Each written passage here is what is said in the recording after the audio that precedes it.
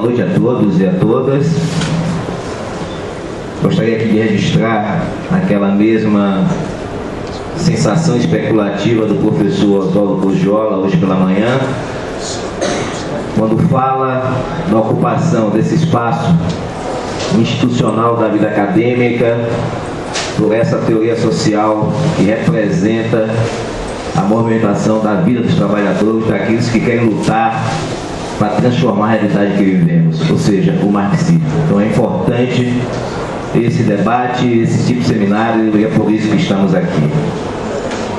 Bom, essa mesa foi pensada para discutir a movimentação dos partidos representativos no campo da transformação, nos seus diversos momentos, para pensar os movimentos sociais não fragmentários que têm um corte de classe no contexto da história do Brasil, e para discutir o papel das classes sociais, especificamente aqui no caso a burguesia, diante desse mesmo projeto, dessa mesma realidade, desse mesmo contexto histórico. E vou trazer um pouco a discussão sobre aquilo que eu considero um operador político germinal e fundamental na história brasileira.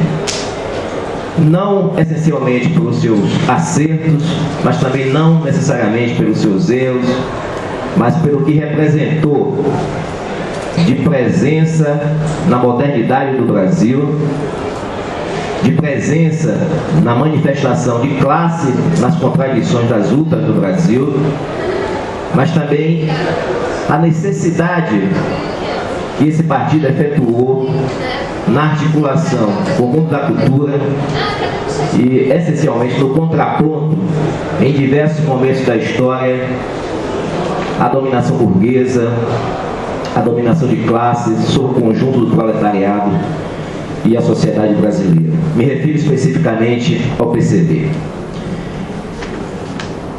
Essa conformação expositiva que eu farei aqui, ela tem como recorte metodológico analisar a presença desse partido, desse operador político, necessariamente reportando na história política e necessariamente fazendo um recuo nessa história política a partir da história do tempo presente. Esse objetivo é importante salientar, porque ele demarca um ciclo de estudos da história política, da história do tempo presente, a partir necessariamente de um grupo de historiadores na França em 1978, que constituíram o Instituto de História do Tempo Presente, rompendo uma certa dogmática de longo processo, de longo período, que marcava, para o bem ou para o mal, a história fria do nosso tempo. Bom, se o debate é sobre a história política e a história do tempo presente, a gente precisa recortá-lo para não cair em uma outra dimensão dessa história política e desse tempo presente, que são daqueles que discutem esses temas a partir de uma visão da ciência política institucionalizada no contexto de partidos, eleições e agrupamentos de pressão ao redor do mundo. Não é necessariamente a discussão feita por René Rémond e o grupo desse instituto que eu participo, eu discuto essa perspectiva.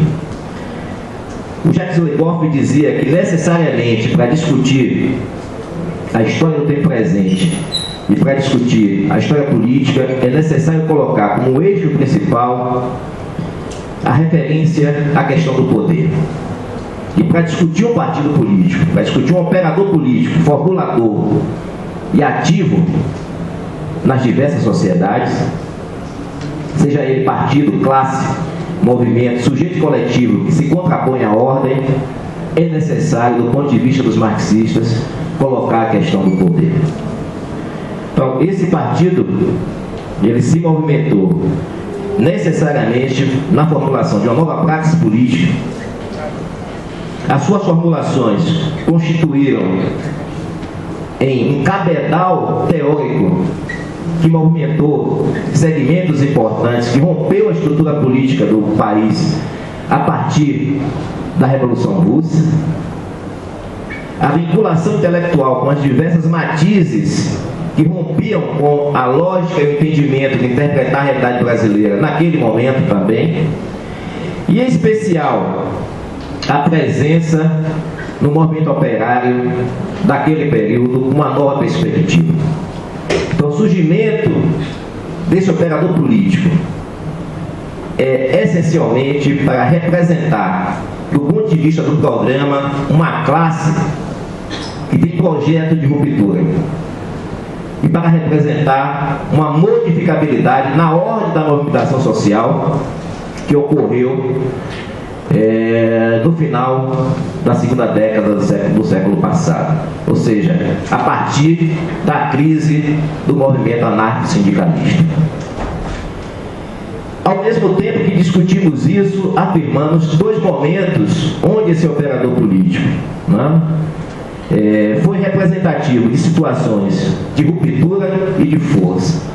Falo especificamente do movimento de 1935 e das contradições e, na minha compreensão, da derrota de 1964. A presença, vamos por assim, original na cena política desse operador é marcada pela necessidade, repito, de um programa que representasse os interesses dos trabalhadores naquela quadra, naquele momento da luta de classes no Brasil. Ao mesmo tempo, ela representava um entendimento da formação social brasileira, em especial, um entendimento sobre a formação do capitalismo em nosso país. Essa cisão falada anteriormente do movimento anarco-sindicalista e essa perspectiva de um operador que representasse a classe do ponto de vista do programa, ele avança para a formulação e a compreensão teórica sobre o Brasil e avança no projeto de organização de classe, de sujeito coletivo, para atuar no contexto da luta de classes no Brasil, desse período longo que estamos nos referindo.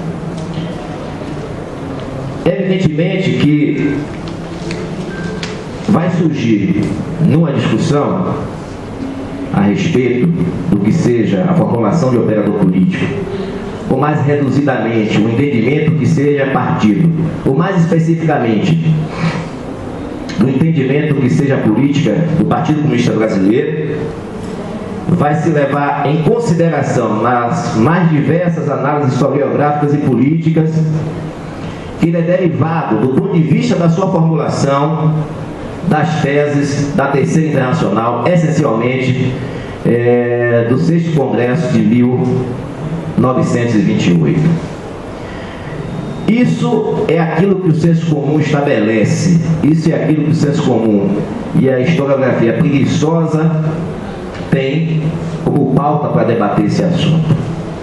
Se pegarmos dois livros do professor Michel Zaidan, pernambucano, que discute o movimento operário, o partido político, e lamentavelmente hoje está discutindo temáticas no ambiente da pós-modernidade, ele vai qualificar na documentação original do partido e na documentação original da Terceira Internacional, do Bureau Sul-Americano da Terceira Internacional, a desvinculação de matriz teórica que passe pela Terceira Internacional. E vai dizer do surgimento nacional de um comunismo brasileiro, qualificando isso como uma perspectiva de um sujeito coletivo que se estabelece na contramão dessas formulações, mas necessariamente submetidos, do ponto de vista orgânico, a essa estrutura de partido, de seção da Terceira Internacional entre nós. Esse procedimento ele varia rapidamente para modificações do ponto de vista da estrutura interna. O que é que isso quer dizer? Né? Esse partido que, através de Astrogildo Pereira e do alagoano Otávio Brandão, traz uma formulação de frente única, com setores médios da população, aliados dos trabalhadores dos camponeses, que, em última instância, rompia e batia de frente com as formulações do 6º Congresso da Terceira Internacional. Pouco mais para frente, todos têm conhecimento que essa formulação, essa primeira formulação originária da interpretação da realidade brasileira, com todos os problemas que aquela formulação tinha, e o livro de Otávio Brandão é representativo disso, mas tem o mérito de ser o primeiro a discutir uma interpretação do Brasil nesse campo, né? Vai sofrer a pressão dos organismos da Terceira Internacional, chegando ao ponto de Astrogildo Pereira, segundo secretário-geral do PCB, né, depois de Abílio de Nequete, ser convidado a se retirar do partido, primeiro da Secretaria-Geral, depois do partido, e o partido passa um período muito pequeno, onde teve basicamente 6 secretários-gerais, né? Que é o período que vai de 30 ao levante, né, comunista de 1935. Esses aportes, especificamente colocados na contramão da Terceira Internacional, levaram em consideração a ideia de camponês, levaram em consideração a ideia de radicalidade dos militares, que ele considera a pequena burguesia radicalizada no Brasil, levaram em consideração os setores médios da população, uma aliança que conformasse uma frente única contra o bloco no poder naquele momento.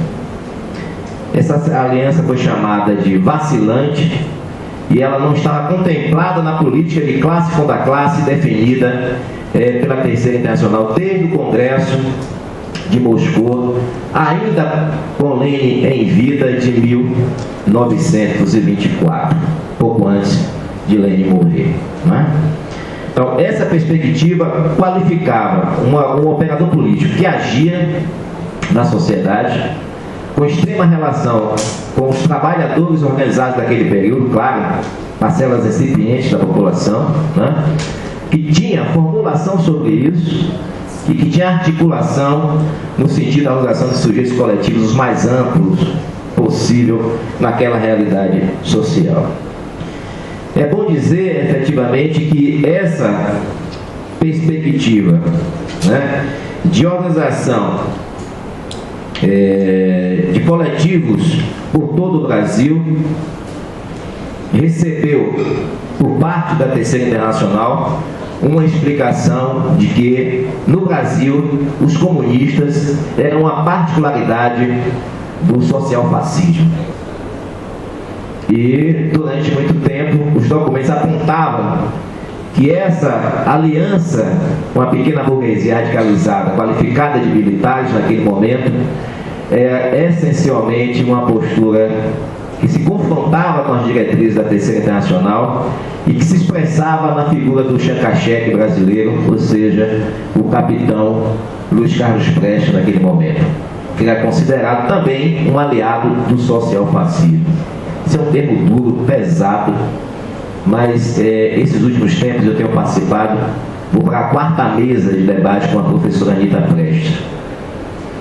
Não precisa dizer que é a filha de Luiz Carlos Prestes, nascida no campo de concentração, uma historiadora, professora do programa de História da UFRJ, aposentada. Tivemos uma mesa na Expressão Popular, uma mesa no Rio de Janeiro, né? Uma mesa na Universidade da Bahia e uma mesa agora em Unesp, em Marília, que será coordenada pelo professor Anderson Deu, que está aqui presente. E essas discussões não só vêm à tona por parte do debate que a professora Anita faz no seu livro, especificamente em relação ao líder político, dirigente comunista Luiz Carlos Prestes, mas pela pergunta de segmentos trotskistas presente nesse debate sobre a questão da Internacional Comunista. Bom, é importante realçar nesse processo, especificamente do que seja esse operador político, o que ele tem de substância que faça dele representativo dessa categoria, né? O que é que define o PCB como esse operador político e não simplesmente como um partido, né? Como organizador e um sujeito coletivo, né? Nas diversas variações e conceituações do campo marxista, e aquilo que qualifica esse operador no contexto da história do Brasil do século XX. E aí tem muitas questões que se contrapõem efetivamente vamos supor assim, ao corte clássico de uma representação dos trabalhadores na história brasileira. Bom, o primeiro elemento que representa a figura do percurso teórico e prático desse partido é a questão nacional como tema central da cultura comunista no Brasil. Esse é o primeiro ponto. O PCB foi um partido marcado essencialmente pela questão nacional e especificamente derivado do debate sobre isso. Não é à toa que anteriormente o Carlos Vieira estava nessa mesa e falou dos interesses de Nelson Werneck Sodré sobre a questão da formação da nação, né? Isso não está longe de Caio Prado Júnior também nos seus discursos, embora nos seus escritos de uma outra particularidade. Esse recorte e essa necessidade de discutir a nação e ter na questão nacional um ponto de enfrentamento faz do PCB um instrumento ideológico que clama pelo nacionalismo, evidentemente de viés da ideologia burguesa. A noção de nacionalismo do PCB, nesse contexto da história do século XX, tem efetivamente um corte estabelecido no viés da ideologia burguesa. No entanto, esse mesmo operador político trabalhou e se contrapôs ao conjunto das mazelas sociais sem trégua. E efetivamente não precisa dizer como pagou na história do Brasil por essas questões. O marco central do PCB na estratégia da Revolução, tirando alguns poucos momentos, não fugiu à regra da Revolução Democrática. Efetivamente não fugiu à regra da Revolução Democrática.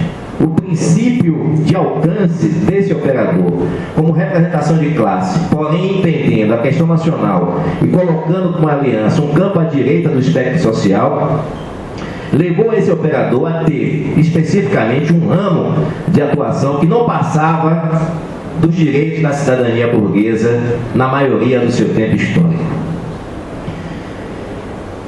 Isso não deriva especificamente de uma necessidade de traição de classe, não deriva especificamente de um abandono da luta pelo socialismo, não deriva de uma opção não pela classe dos trabalhadores, mas uma opção dúbia quanto a isso. Evidentemente que não. Isso deriva de uma explicação sobre a realidade concreta do Brasil, que se conformava na Revolução em etapas, na lógica da Revolução Democrática Burguesa. E para isso o PCB foi um instrumento muito eficiente, muito contundente, não só do ponto de vista da ação política, mas em especial do ponto de vista do conjunto das formulações. Mas por que agir assim? Agir assim efetivamente porque compreendia que era necessário o desenvolvimento das forças produtivas como passo necessário para a modernidade capitalista do Brasil. Então, um operador político de classe se apresenta no conjunto da sociedade como aquele que vai resolver tarefas inconclusas da Revolução Burguesa como passo essencial para que a sociedade brasileira avance no sentido do seu projeto em tese final, que seria o projeto socialista. Então a luta principal desse operador foi pela democracia política no Brasil. E não é pouco. Tratando de uma sociedade de porte autoritário, racista, com as características que o Brasil sempre teve, lutar pela democracia gera um corte extremamente pesado, um fardo extremamente pesado para se enfrentar naquele contexto. Além disso, o partido fez de um internacionalismo de partido de Estado a luta internacional vindo para cá. Independente do que se passava na União Soviética e no Bloco Socialista, esse recorte chega ao Brasil efetivamente por um viés de apoio a partido e a Estado que representava no ideário do PCB a senha, né, que ligava ele ao conjunto dos trabalhadores no resto do mundo. Mas teve uma coisa extremamente importante nessa política, nessa formulação, ou seja, o comunismo como negação do capitalismo, como instrumento de publicidade na prática e no discurso dentro da sociedade brasileira. É bom entender, e aí vou tentar fechar, a gente nunca acha que 25 minutos é muito, mas na verdade termina sendo muito pouco. A gente precisa entender alguns acontecimentos importantes desse processo. O que levou esse operador político a uma crise orgânica e também política no Brasil, e aí eu concordo com alguns analistas, não é especificamente o muro caindo sobre nossas cabeças, nem a crise do modelo socialista, nem o muro de Berlim, nem congêneres específicos que decidiram essa crise política e orgânica, não é? Mas tem as contradições da formulação, tem as contradições da operação política, as alianças que variavam de acordo com essa questão da interpretação do Brasil, não é? E diante disso, o PCB teve poucos momentos de ruptura com essa lógica. E essa lógica foi rompida no Manifesto de 50, o Manifesto de Agosto de 1950, onde apresentou um projeto de classe, um projeto que ainda não encontrava no capitalismo brasileiro a classe em movimento, ou seja, os trabalhadores. Nesse sentido, a Declaração de Março é muito mais eficiente para localizar os trabalhadores, porém coloca os trabalhadores refém da burguesia nacional, dita nacional naquele processo.